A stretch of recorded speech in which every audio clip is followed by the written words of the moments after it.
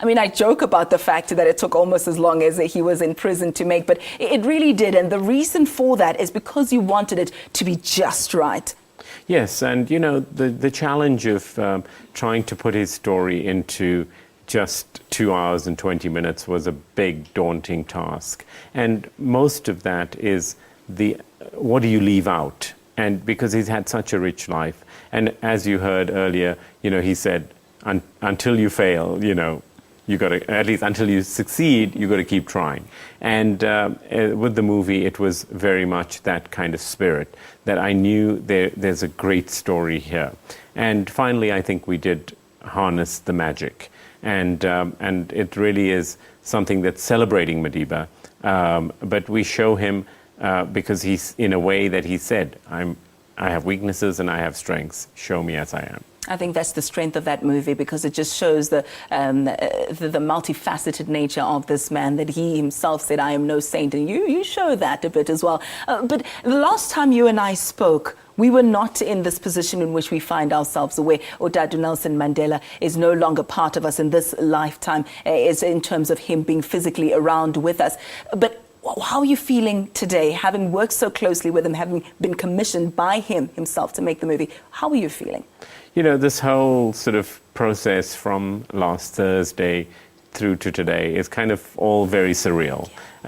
You know, having started with the royal premiere in London, and, you know, with having Zinzi and Zinani Mandela in London, and then having to go on stage at the end of it to announce to that audience that Madiba had passed on.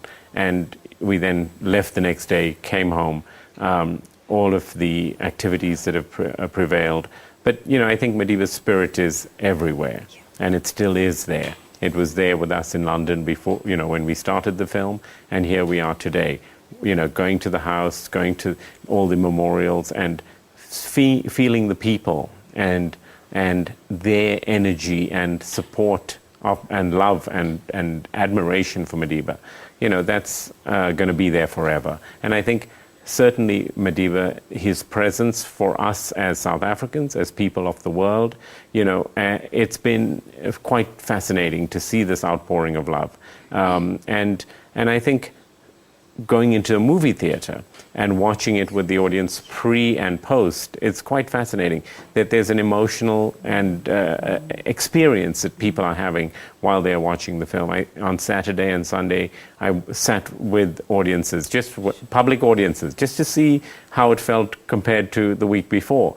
And it's something's happening there.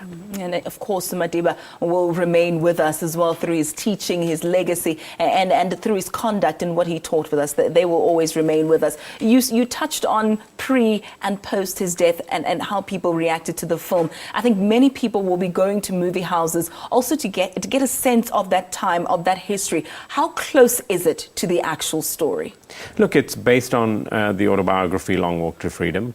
And, you know, we've tried to make every detail authentic, you know, whether it's the little things of how he folds his handkerchief, through to the wardrobe, through to the period in 1940s when he arrives in Johannesburg, the suit, the hat, you know, the hats that people wore, the cars, you know, all of these things, Sharpeville, you know, you have to do it properly. And I think as South Africans and the creative team that came together to make this happen, you know, Johnny Breert is the production designer. He worked for 10 years on this film.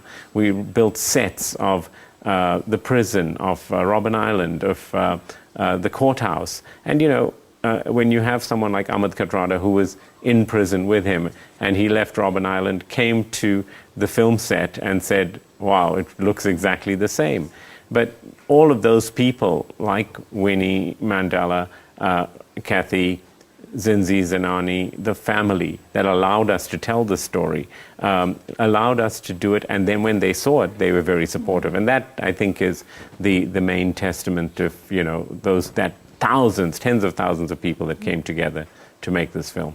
What do you have to say, or what can you tell us about the timing of the film's release and the passing of Odadu Madiba? Obviously, there's no way that you could have known. Do you think there's some sort of serendipity in this, coincidence, or some divine intervention? What do you make of that? I think it's Madiba, you know, because here we are, you know, having started this process while he was in prison, writing to him to make this movie. And we decided on the date for the film 7 months ago. You know, we wanted to release it the first country in the world, 28th of November.